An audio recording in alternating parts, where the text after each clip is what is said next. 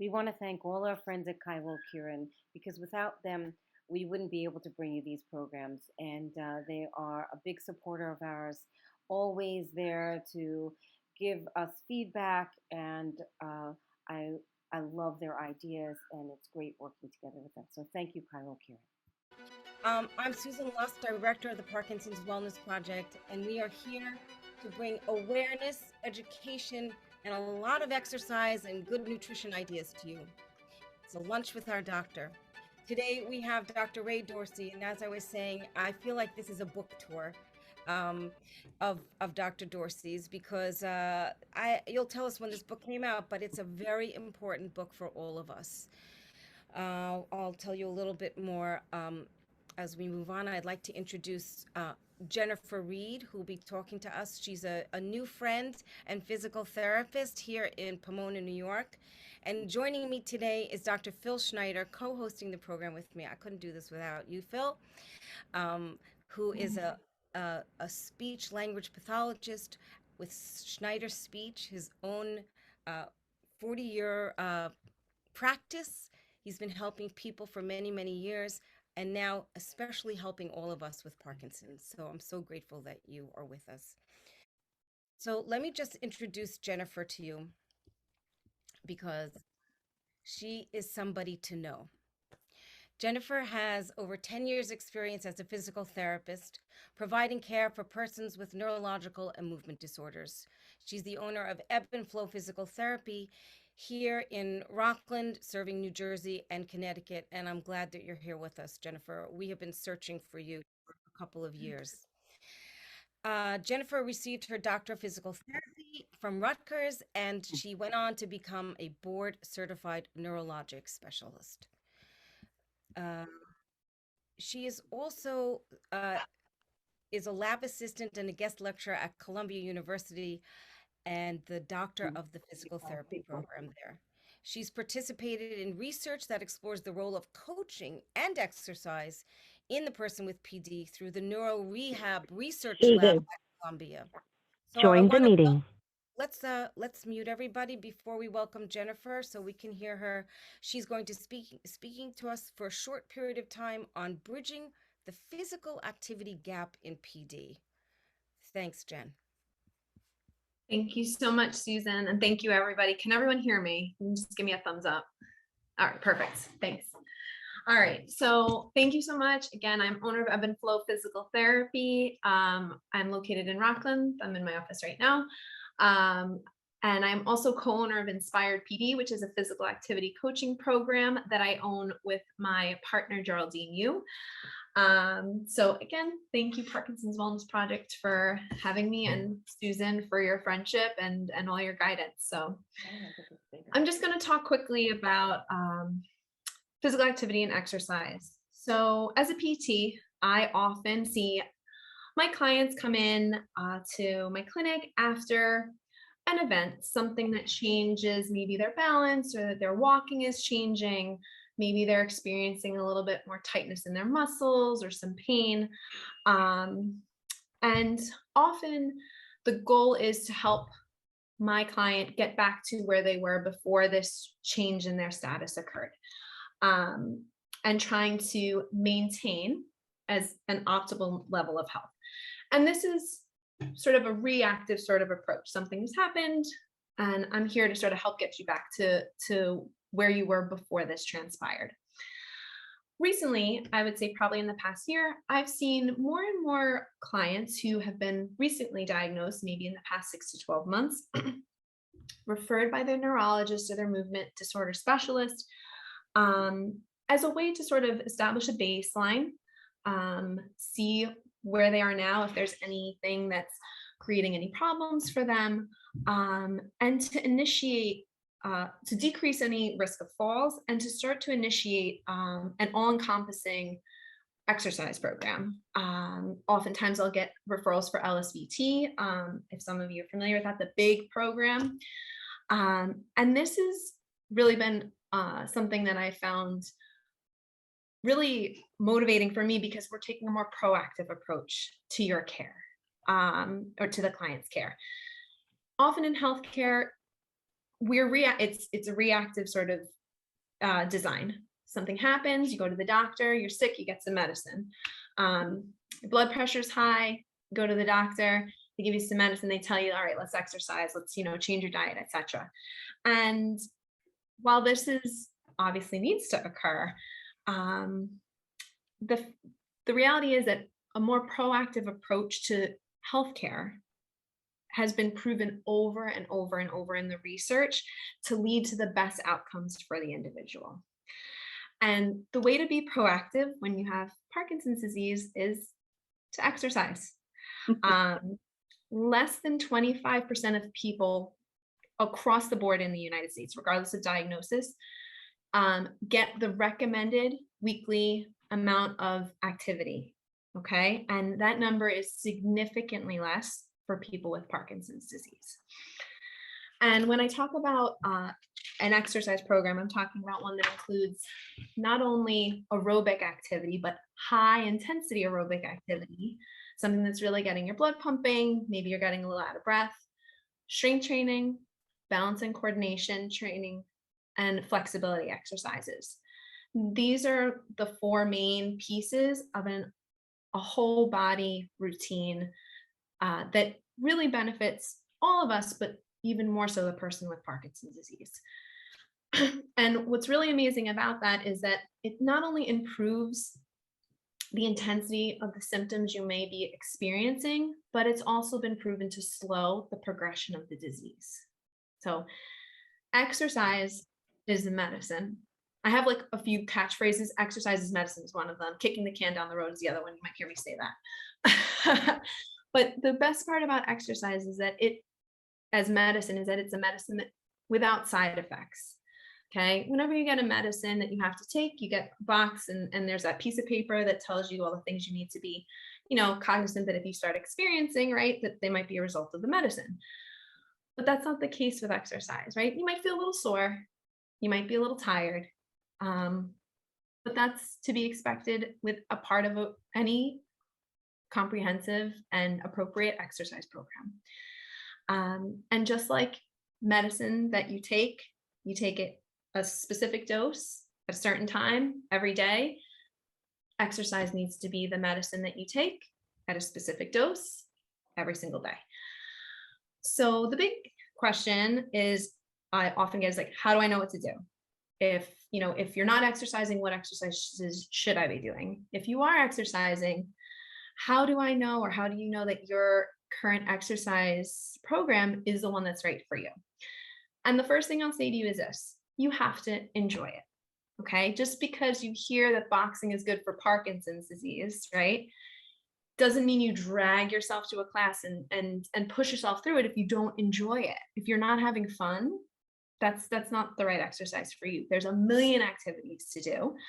And organizations like Parkinson's Wellness Project, right, provide not only a variety of exercise activities and programs, but they're coming to you either virtually or in person, right? And you have not only the exercises themselves, but the opportunity for social engagement.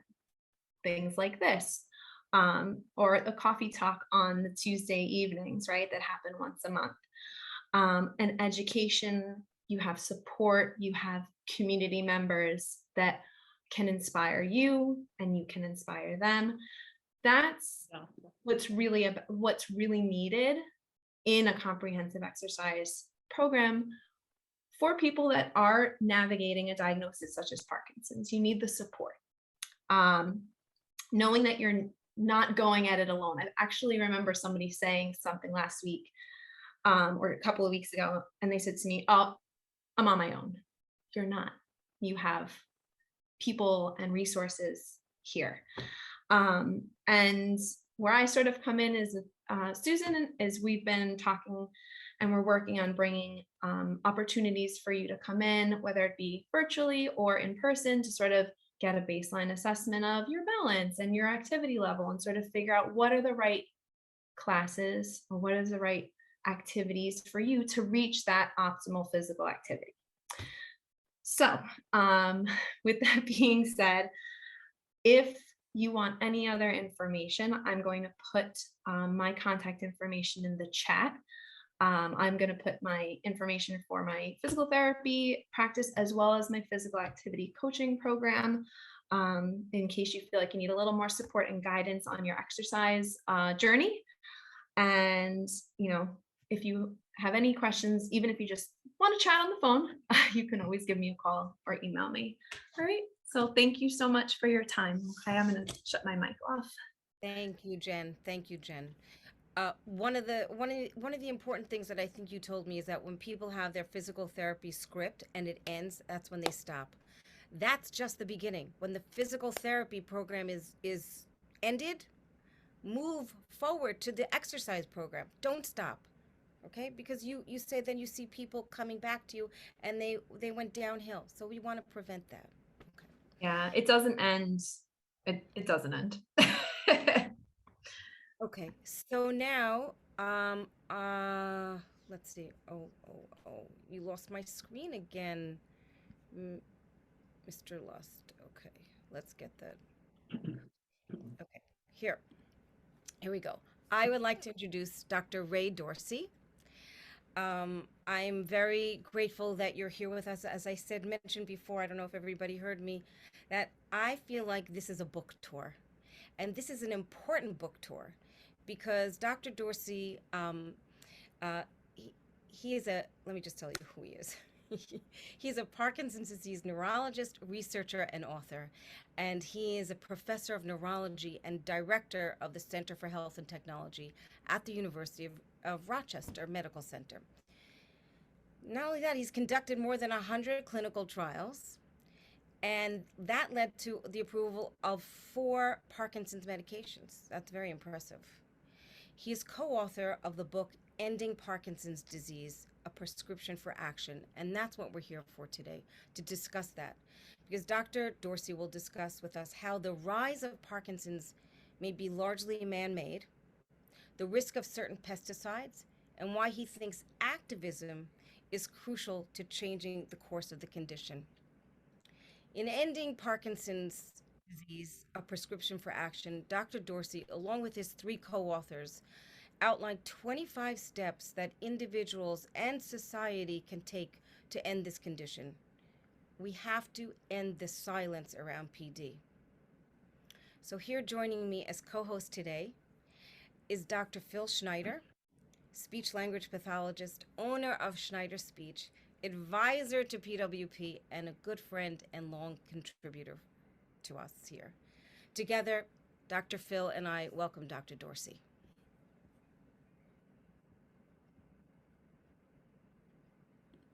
Thank you very much for having me. Just one clarification. I didn't conduct 100 clinical trials. Our center over the last 30 years has conducted 100 clinical trials that led to 4 FDA-approved drugs, including drugs like rasagiline and entacapone and others that some of your guests might be taking. Okay, I was wondering about that. I was like, you're very busy. I'm very busy. Well, and doing all these trials, woo! Okay, I want to start with one question, and then Dr. Phil's gonna fall in. I want to know, why is there such a stigma associated with PD? Let's just start with that, because that was really probably the reason why you wrote this book. Well, one of them. Why is there a stigma? Why? I think their stigmas only exist if we let them exist. In the book, we were motivated a lot to write the book by the efforts of HIV activists in the 1980s. So if you guys remember, 1981, a New York Times article came out describing a rare cancer being found being found among homosexual men. And at that time, HIV was unknown, was uniformly and rapidly fatal, and there was no federal response. In many ways, it echoes to what we've been experiencing, for the last 2 years here. And in that vacuum, a group of activists who were being largely blamed for their condition, if you recall, people with HIV and AIDS were being blamed for having the condition that was killing them, their friends, and their families. They formed an organization called ACT UP. And the mission of ACT UP was, the motto of ACT UP was silence equals death. And for Parkinson's, silence doesn't equal death, but silence equals needless suffering, and I think preventable suffering. And Jen just indicated that, Parkinson's disease is very treatable. And in the book, I think it's also very preventable. And the sooner we get rid of the stigma, the sooner we make our voices heard, the sooner the 1.2 million Americans who have the disease, the sooner the 200 Americans who will be diagnosed with the condition today start to make their voices heard, the sooner we change the course of this disease, not just for us, but for future generations, for our children, for our grandchildren, for our spouses, and for others. Dr. Phil, I love to hear that comment that you said, how he's inspiring you about your activism days. Yes. Well, I was surprised as I got a sense of what the book was about. There's more about public health, and I think somewhere along the line I picked up a comment from you about heroic action is when you do things that don't just benefit yourself, but benefit others that you may never meet and never get a chance to say thank you. So I'd like you to focus and share a little bit about that, what it's like to be an activist in public health. Yeah. Well, so I think we all receive gifts.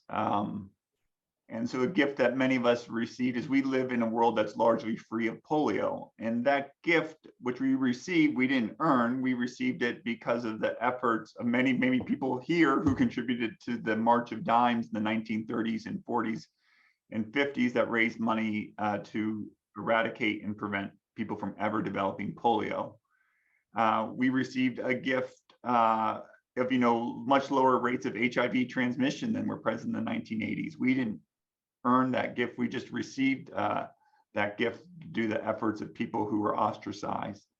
I have teenage boys, and I live in a world where drinking and driving is socially unacceptable. I don't even have to tell my kids about drinking and driving because it's just completely socially unacceptable. And that's because a group of people in the 1980s, women, mothers of children who were killed or maimed in a car accident, made their voices heard and changed the course of an entirely preventable disease, drinking and driving. And our job is to give those gifts forwards to other generations. Wouldn't it be great if it was our generation that gave the gift to future generations of a world free of Parkinson's disease?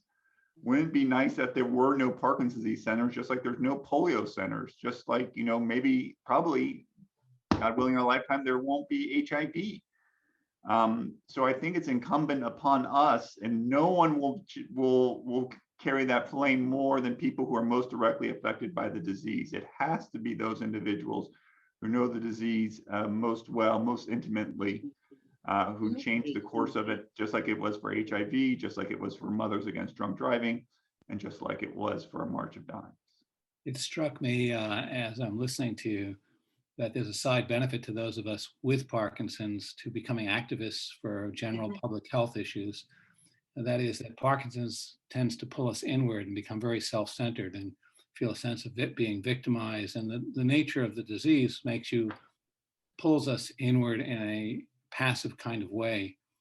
And the advantage of becoming an activist is actually you take your situation and it activates you, it motivates you, it animates your life when you become involved in thinking about larger issues and how you could change the world. So it's doing that exercise from LSVT, Phil. It's like taking the exercise LSVT, contracting and expanding. Here you want to contract all the time, and this activism is about expanding. Yeah, I want to break out of their shell and end the silence around the disease, because if we stay silent, only the rates of Parkinson's disease are increasing. Only more individuals in the future will develop it. Absent change, number of people with Parkinson's disease will double in the coming 25 years. We created a national quilt that covered an AIDS quilt that covered the National Mall and changed the course of HIV. Why haven't we done the same thing for Parkinson's disease? Where's been our March on Washington? Where's been our things calling for vastly increased funding for Parkinson's disease research, prevention, and treatment? We just have not found our voice to date. There have been huge efforts by Michael J. Fox Foundation, Davis Finney, Brian Grant, Parkinson Foundation. But really, we haven't succeeded yet today. We haven't changed the course of disease. More and more people are affected by the disease. It's now the 14th leading cause of death in the United States. We need to find our voice so we change the course for the people who have the disease today and to prevent people from ever developing the disease. Just like we need to be proactive in our treatment, as Jen was saying, for physical therapy, we need to be proactive in our efforts to prevent people from ever getting this disease in the first place. If you had to choose one specific target of the activism, perhaps a particular agent, which if we could change or rid or reduce in the world, would have the biggest impact on the data about acquisition of Parkinson's, where would you start to point the needle? I think there are environmental causes, or we've known for 100 years that the vast majority of people with Parkinson's do not have a family history.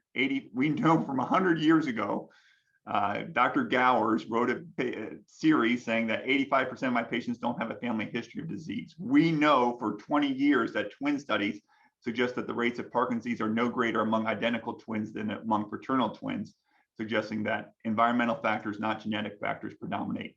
We know that there are numerous environmental factors, including pesticides, many of them nerve toxins, many of them damage the energy producing parts of cells that we know are damaged in Parkinson's disease, and other chemicals like trichloroethylene, I'd be happy to talk about it, are causing it. So I'd love to see us get rid of these environmental factors, paraquat, other pesticides, and industrial chemicals like this that have been around since the 1920s and known about its toxic effects since the 1930s at least. If we got rid of these, we would get rid of Parkinson's disease, we get rid of a lot of cancer, we get rid of a lot of autism, we get rid of a lot of things that are causing untold disability and suffering to millions of people in the United States and around the world. So you want to talk to us a little bit about those toxins? Yeah, so the one that I think most people have heard about, paraquat. Paraquat's this pesticide developed in the 1950s, considered the most toxic herbicide ever created. It kills the weeds that Roundup doesn't. It's been used to commit homicide and suicide. Over 30 countries, including China, have banned the pesticide, but the United States has not. Over 30 countries have banned a pesticide called paraquat, but the United States has not. England has banned it, but still exports it to Brazil, Mexico, and the United States.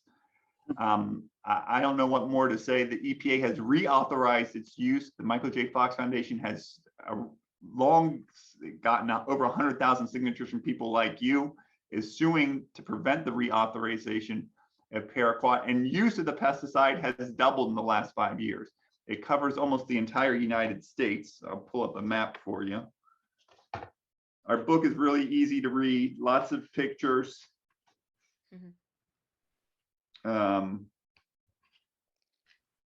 So what do you think it would take to get that drug, pesticide? It would take 1 million people with Parkinson's going to the National Mall and calling their senators and representatives and saying it's time to end the use of a pesticide that's been around for 50 years and is covering covering the entire United States. If you did that, that'd be the end of paraquat. And then that's one. And then if you want me to go on, I'll go on, but I'll stop there and pause. I see you got questions. I don't know how you want to handle questions, Susan, but I'll leave it to you. Yeah, we'll definitely take questions as they come. Do you see a question up there? I look like Mary Bookbinder. Miss Mary Bookbinder was asking. Oh, Mary. Do you want to? I do. I want to jump in here for a second because I was someone who knew Larry Kramer. Does everybody know who he is? He was the man who took HIV by the horns, and he went to the doctors. He had HIV. And I was in a group with him, a therapy group with him for some years before that. I had no idea. And he was full of fury and full of organizational capabilities. And gosh darn, they made a very big dent in what was going on medically then, a very big dent. And yes.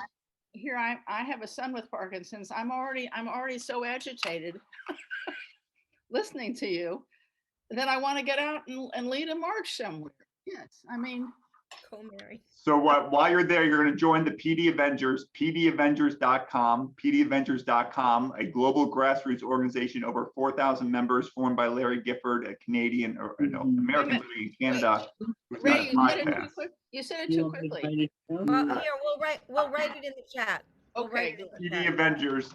And then just a note about Larry Kramer. So he formed ACT UP. He recently died. And he came up with the motto, and he said, I think we quote him in here, if we don't get our act together, we're all going to blank die. And he was right. And you know, the people who lived from the HIV were those who lived to 1996, when protease inhibitors were created. It led people with HIV to have a near normal life expectancy. So it was only 15 years between the introduction of HIV first being reported in the New York Times to the development of protease inhibitors. It was only about 15 years from the first March of Dimes in 1938 to about 1953, 1954, when Jonas Salk came up with a vaccine. So in 15 years, activists can change the course of polio, can change the course of HIV, and I would submit to you can change the course of Parkinson's disease. But it's going to require people to get angry and get a little upset and get fighting.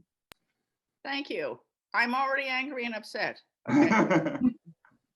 That's why we have to share this with our family and our care partners, because we need that help. We need that team around us to help us, to be proactive with us. So, you know, as Phil was saying, that with PD you want to contract, so it's like the opposite of what you have to do. So we need our help around us. Do you want to? Yeah. Yeah, I have a question. Go Is ahead, there any cause-effect research besides correlational research, which has attempted to really create a research model to show that certain agents create certain outcomes? Yeah, so paraquat increases the risk. Research done by Dr. Caroline Tanner at UC San Francisco and colleagues has shown that people who are exposed to paraquat have a 150% increased risk of Parkinson's, 150% increased risk of Parkinson's disease. My colleague, Dr. Deborah Koresh-Lecht at the University of Rochester 20 years ago fed mice paraquat, and what do the mice do? They develop Parkinson's disease, and their brains look like those. They have damaged dopamine-producing nerve cells in their brain. These studies have been replicated by countless investigators on multiple different countries around the world. This chemical, trichloroethylene, just very simple chemical, 2 carbon atoms in black, 1 hydrogen, and 3 chlorines, hence its name trichloroethylene, widely used as a dry cleaning agent. If you drank Senka coffee in the 1970s, you drank trichloroethylene. If you've used carpet cleaners, you've used trichloroethylene. If you got anesthesia for obstetrical purposes in the 1960s or 70s, you were exposed to trichloroethylene. If you used this as a degreasing agent, if you worked as a mechanic, if you worked in electronics industry or semiconductor industry, you were likely exposed to trichloroethylene. At its peak, 2 pounds per person in the United States of this chemical were produced. It increases the risk of Parkinson's disease by 500%, 500%. So you have a 6 times increased risk of developing Parkinson's disease if you've had occupational or hobby exposure to this chemical. It's the known carcinogen according to the EPA, the World Health Organization, and the Department of Health and Human Services, yet we still permit its use. Western European nations have banned it, and we still permit its use. Numerous people have shown that when you feed this to mice and rats, they develop Parkinson's disease. How has our government health agencies managed to avoid taking action on these data, which sounds so... No one's forced them to. No one's forced them to. Look, you know, people have different views of Ralph Nader, but Ralph Nader forced automobile manufacturers to put seatbelts in them and have saved, you know, lots of people's lives, including many of us who probably wouldn't be here but for Ralph Nader. Ralph Nader forced them to make dry cars safer, forced them to put airbags in them. All the safety features that cars have didn't come by accident, right? It came from people forcing them to adopt safety measures. What I hear is that the data are extremely robust. The ammunition is there to take to the government to look for action. Just needs will.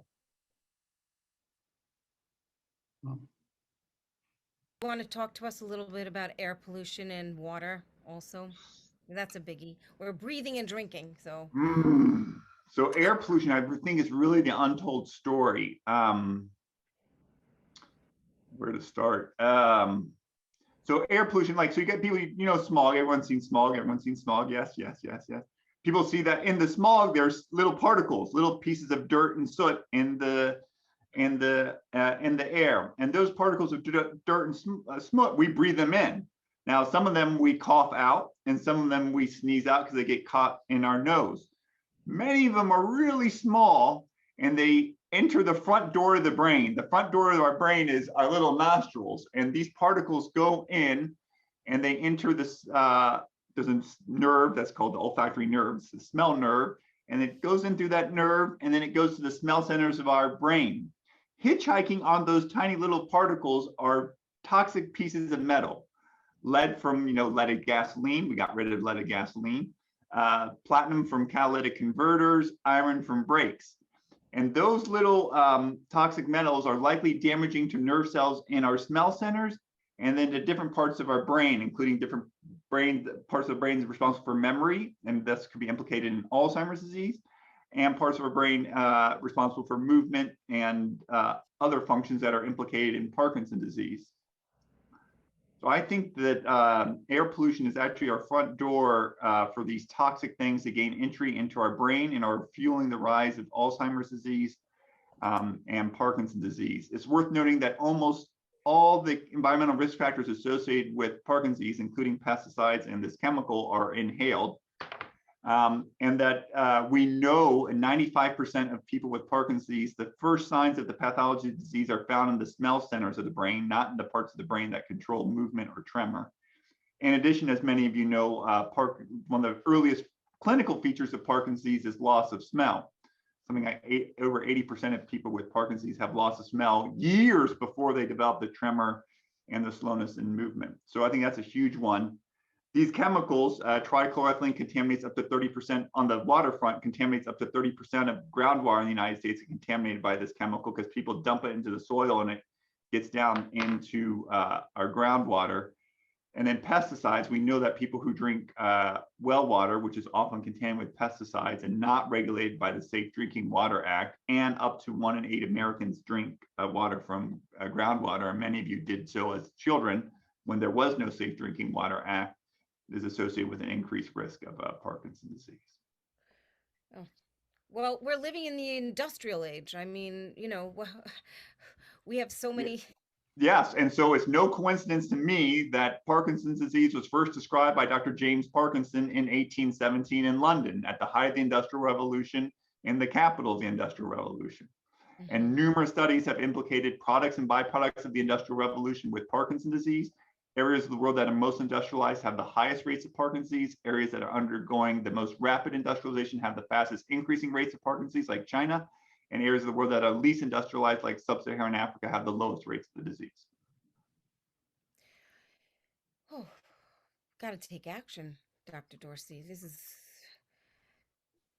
is intense, really. It's a little depressing. No, well, but you can change the course of diseases. I mean, How cool is it that there's no polio? Right. I mean, think about that. There are people, I see some gray hair here. There are people who they remember as kids not going to the swimming pool or to the churches because there was polio. And, people said, well, we don't like that very much. Let's change the course of polio. And they changed the course of it by not curing it, by the way, but by preventing it. Mm-hmm. Same with HIV activists. I mean, think about, there are people here who, came of age during HIV, people who use condoms now, tell their kids to use condoms. I mean, they're like, our behavior has changed. And rates of HIV transmission have plummeted worldwide. Mothers Against Drunk Driving have, saved hundreds, thousands of lives. Well, that's the hopeful part, because you're saying that took 15 years. The polio took 15 years. I see people got 15 years of life left in them. I see lots of people got 15 years of life in them. Wouldn't it be a wonderful gift to change the course of a disease? Yeah. If we can make this happen, we could find a cure in 15 years, that would be awesome. Right? Cures are hard. Changing the course of disease is easier. Okay. So let's change the course. But you could, if you have Parkinson's, you should be like not getting around pesticides. You should be avoiding air pollution. You should be using a water filter for your water. You should be hanging out with Jen doing exercise so you release growth factors for your Parkinson's disease. You should be proactive in terms of getting your care. What kind of water filter do you recommend that we use? There's just simple water. I didn't believe much of the stuff, and I didn't even know most of the stuff until I wrote the book. So we just have a simple carbon filter. We have like Pure, but whatever water filter you want to use is fine. it decreases your exposure to pesticides and chemicals like this. Okay. And when addressing the industry that produces and markets and sells these agents, which are so deadly to so many of us when we start to tune into the research you're referring to, what arguments could we bring to that industry? Are there substitutes, ways for them to accomplish their missions so that the marketplace would shift? Yeah. So how many people have flown an airplane, would fly in an airplane from the 1950s? Anyone want to fly an airplane from the 1950s? Want to fly in an airplane from 1950s? Anyone want to drive in a car in the 1920s? So this bad boy was created in the 1920s. Paraquat was created in the 1950s. If engineers could come up with safer alternatives to cars and airplanes from the 1920s and 50s, chemists can come up with the same. Yeah. Thank you. That's great. They just have to be pushed to do it. It has to be worthwhile because they got to be forced. The status, there's a reason the status quo is the status quo. All right, let me ask you this. Here we are on Zoom. COVID brought us telemedicine. Let me hear you talk a little bit about how you think how important that is for us. So it's kind of odd that generally healthy clinicians like me and Jen, I think Jen looks like she's healthy, ask patients to come see us on our terms. We should be seeing sick patients on their terms. And so in the 1930s, 40% of encounters between physicians and patients occurred in the home. It was a house call, the epitome of patient-centered care. The vast majority of people with Parkinson's never get to near someone like Jen or someone like me. 80% of people with Parkinson's in the United States don't get care at a center of excellence. 40% of people in the United States with Parkinson's don't even receive care from a neurologist of any kind. And I think there's disability, distance, and the distribution of doctors, which are all preventing people from receiving the care that they need and that they deserve, and quite frankly, that they paid for. Some of you paid 50 years into Medicare. And so we should make sure that the temporary changes enacted in the setting of the public health emergency that enabled Medicare to pay for telemedicine, enabled you to receive telemedicine into your home, are made permanent. And you should tell your representatives and your senators to make sure that Medicare's coverage of telemedicine is permanent so that you can continue to receive the care that you need regardless of who you are, where you live. Great point. Can I hop in and just say thank you for stating that? Susan, do you mind if I just add something really quick? Go ahead, please. I think the big problem is that we are accustomed as a country that a lot of the care that we receive is paid for by our insurance, and that when it's not covered, there can be a financial barrier that's there. And I think the big thing as a provider is, if you look at other medical models like Canada, proactive sort of exercise programming is covered by insurance. And that is something that is a long-term goal of mine, but something that, you also should think about too, is writing to your senators to request these sorts of things to be covered by Medicare, because Medicare is they make the rules and all the insurance companies follow suit. So even if you don't have Medicare, but the proactive care that right now you have to pay for out of pocket, the exercise programs you have to pay for out of pocket, it is an investment in your overall health down the line. So I just wanted to say that. And I'll just echo it. So Medicare also temporarily vastly increases the number of clinicians you could provide telemedicine. So it's not just neurologists, it's physical therapists, it's occupational therapists, it's speech therapists. So we should make sure that that's the thing, that it's care to the home and regardless of where you live. Before, Medicare only restricted if you lived in a health professional shortage area. But you can live in Manhattan, but I know if I lived in Manhattan, I had Parkinson's, my idea of a fun time would not be going to Columbia University. So just make sure that it's covered for anyone, anywhere, from a broad range of clinicians and into your home. And then the single most important thing you can do if you have Parkinson's is exercise. I always tell my patients at least an hour a day. Jen might push them to 2, but that's the best thing you can do for your Parkinson's. This is so why don't you tell us where to get the book and about your website and a little bit about endingpd.org. Yeah, so I'll just, it's ending. So you can just get the book right on Amazon. If you just go to Amazon, you type in things, you can get it. All the authors are donating all the proceeds that we're getting from the book to efforts to end Parkinson's disease. We're using some of the money. We launched a campaign to We Give a Dime About Parkinson's that led to 30,000 postcards being sent to President Biden earlier this year. We're also using funds to investigate underlying causes of Parkinson's, including this chemical. If you cannot afford the book, we will send you one for free. Just email me at info@endingpd.org. If you can't afford the book, just email me at info@endingpd.org, and we'll send you a copy. Just let me know your preferred mailing address. If you can afford it, just get the word. It's written really easy. Can I read a little excerpt about exercise? Yes, sure. Go ahead. So just so you know, this is not a technical book. So it's called Move Your Body. Published in I got to read it. I have no glasses now. Published in 1899, the 2-volume Manual of Diseases of the Nervous System, written by British neurologist Dr. William Gowers, used to be referred to as the Bible of Neurology. In it, Gowers recommended that for individuals with Parkinson's disease, quote, life should be quiet and regular, freed as far as may be from care and work. Sir William Gowers never met Jimmy Choi. Since 2012, 9 years after his diagnosis with Parkinson's at the age of 27, Choi has completed 100 half marathons, 15 full marathons, 1 ultra marathon, 6 Grand Fondo bicycle rides, multiple Spartan races, and countless 5K and 10K runs. When he was first diagnosed, Choi's life was quiet. He went into denial, hid his diagnosis even from his wife, and did nothing. By the time he was 34, he weighed 240 pounds and walked with a cane. One day, while carrying his young son, the two fell down a flight of stairs. Neither was hurt, but the accident motivated Choi to regain his health. After reading an article about someone with Parkinson's competing in a marathon, Choi took up running. He completed a 5K, then a 10K, and a 15K, and in 2012, his first marathon. Several years ago, while watching the television show American Ninja Warrior, Choi's 10-year-old daughter told her father he should apply. Choi did, and in July 2017, he became the first person with Parkinson's to compete. Choi said participating was, quote, the most terrifying thing he has done.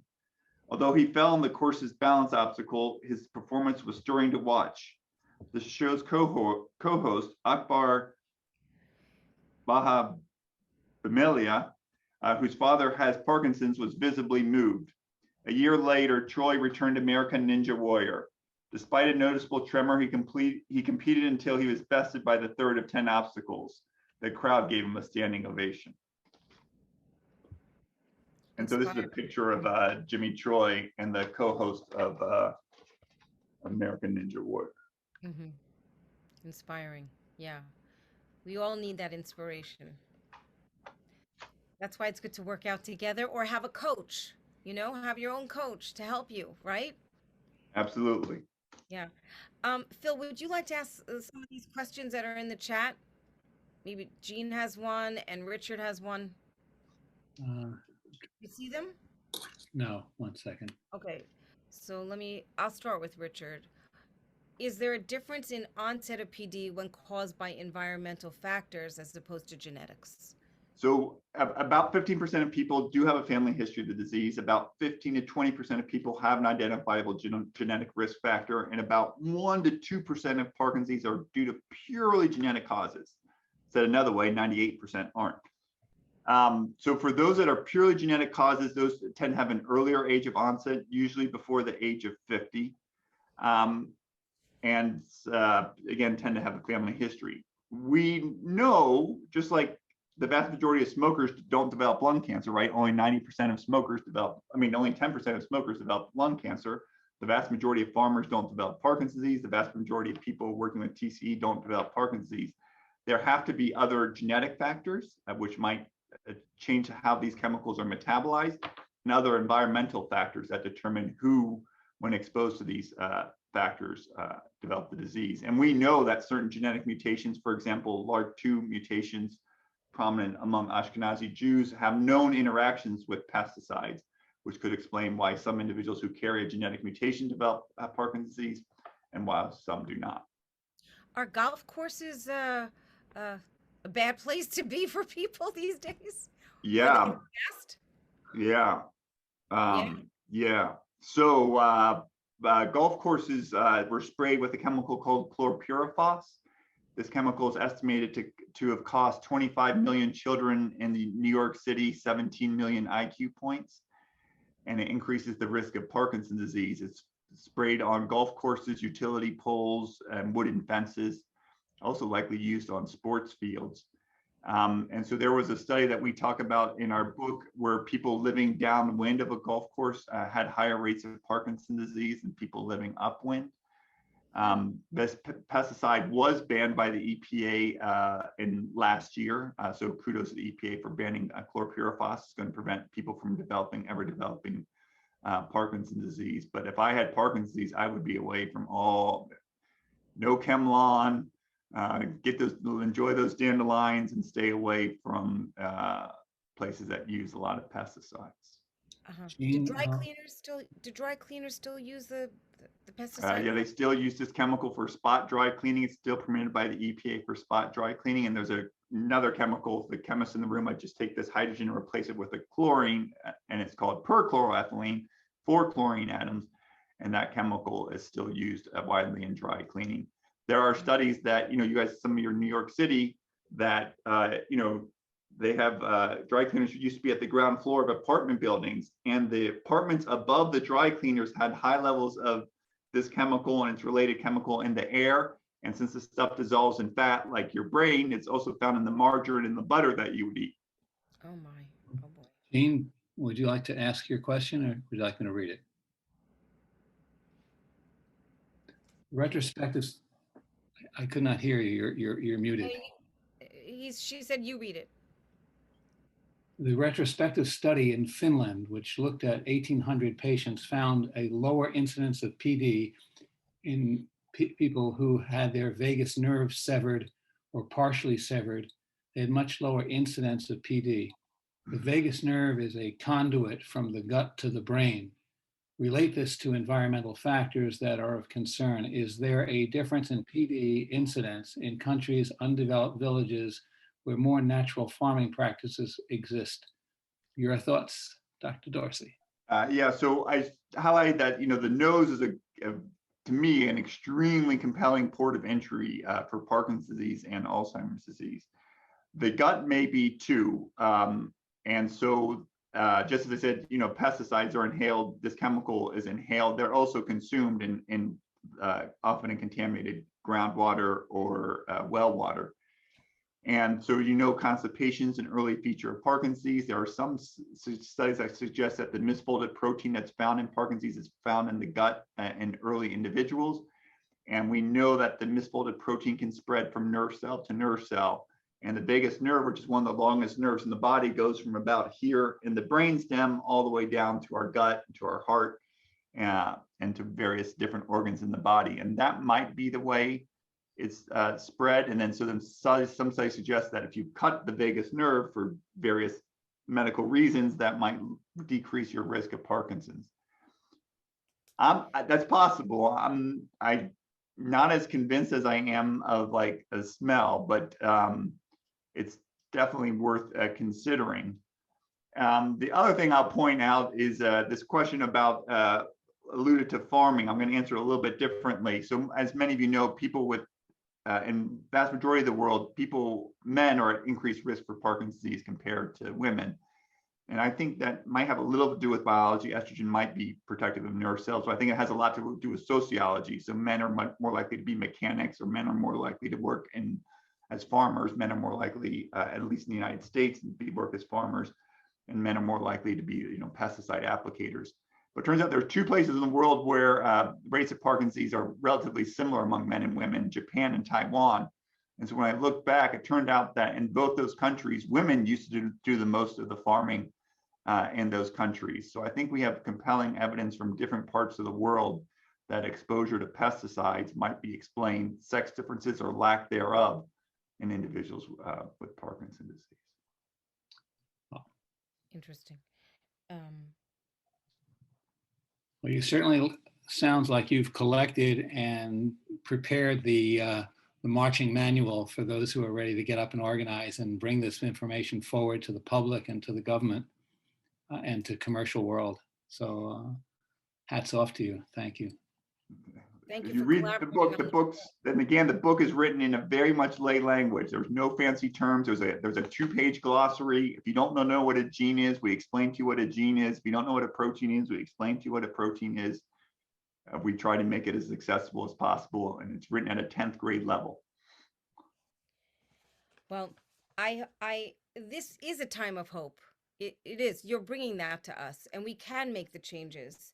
And thank you, Dr. Dorsey, very much. This has been eye-opening and inspiring, and I think we all learned a lot from this today. Really, we know that we have to do something about it. We have to talk to our families. We can't keep this a secret anymore. We have to change the stigma. We have to exercise every day, and you have to create that team around you, right? And we have to keep well informed. So people, Dr. Dorsey, you're amazing with all your information. It's just mind-boggling. It's just spewing out of you, and I know how important it is. And we love helping all our friends and family with Parkinson's, right, Dr. Phil? Absolutely. So this was tremendous. Strength to you, and thanks for sharing all this and inspiring us. Thank you, Susan. Thank you, Jen. Thank you, Phil. My pleasure. All the best to any of you. If you have questions, if you have additional stories, you want to tell me about Parkinson's disease, I'd love to hear stories. If you know why you have Parkinson's, let me know. info@endingpd.org. If you can't afford the book, just let me know and we'll send you a complimentary copy. It'll be our pleasure. Right. You can always email us and we'll help you connect with Dr. Dorsey also. But before I let you go, I want to tell you some things that are happening. We're starting a radio show. Maybe Dr. Dorsey will join us. We're doing a monthly radio show on WRCR, 1700 AM on the dial. It is a local radio station in the Hudson Valley, Rockland, Westchester area. It's going to be starting next Tuesday, 9:30 to 10 a.m. And we're talking about stress in the time of pandemic. We have Dr. Shannon O'Neill from the Mount Sinai Hospital System is going to be working with us, talking to us for a whole series. So I hope you'll tune in. It will be on our website eventually also. Please stay connected with each other. We have to help each other get strong. Thank you, Dr. Dorsey. Thank you, Jennifer. Thank you, Dr. Phil.